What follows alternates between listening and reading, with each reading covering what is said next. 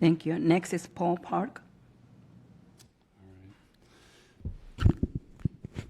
Good morning, committee members. My name is Paul Park. I serve as the Senior Director of Programs at Solid Ground, a multi-service agency that supports people living on low incomes across King County.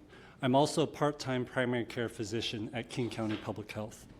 Solid Ground is a proud member of the Coalition on Homelessness and is one of the many organizations in our region that rely on HUD, Continuum of Care, or COC, funding to house people.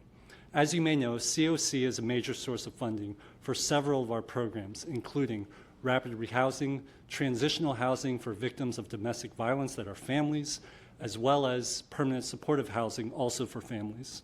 For over 50 years, Solid Ground has listened to our clients and learned how to provide client-centered housing services.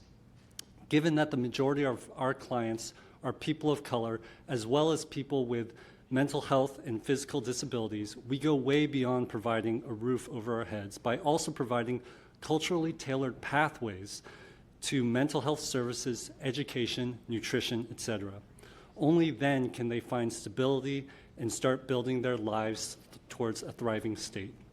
Solid Ground has been a proud partner with King County for decades and knows how far we've grown together in learning how to optimize social and health services to the most vulnerable, including people living with HIV, communities of color, LGBTQ+, and other marginalized communities.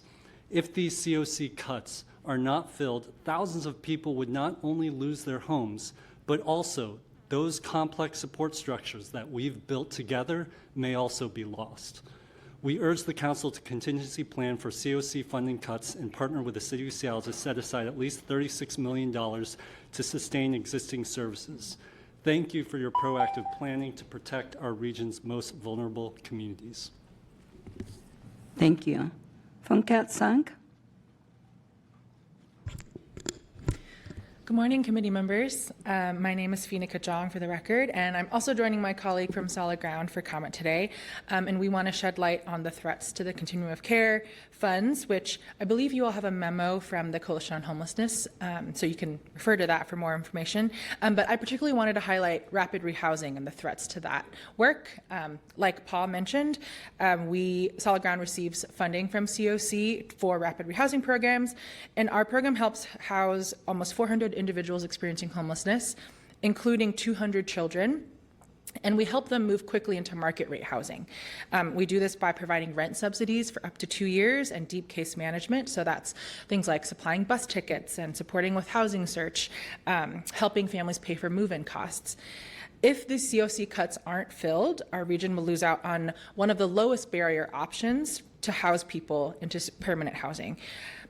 Families who come to rapid rehousing are often here because they couldn't get placed into the very limited number of units through the coordinated entry. So losing rapid rehousing capacity essentially means losing inventory on affordable housing. Rapid rehousing is also one of the most effective strategies to keep people housed and keep them from falling back into homelessness. For example, our program maintains a 0% return to homelessness rate because we're able to provide holistic longer-term support. So we can help people find jobs. Folks pay gradually more of their rent share over the 2 years.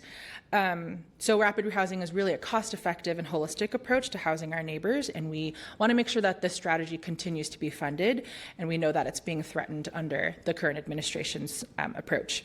So in this budget, we as a community can shore up certainty, give some peace of mind to our neighbors and our communities, and really make sure that we're shielded from the chaos of the federal government. So we're hoping that the council can contingency plan with City of Seattle and set aside $36 million to sustain COC programs. Thank you guys so much. Thank you. Next is Laurel Redland.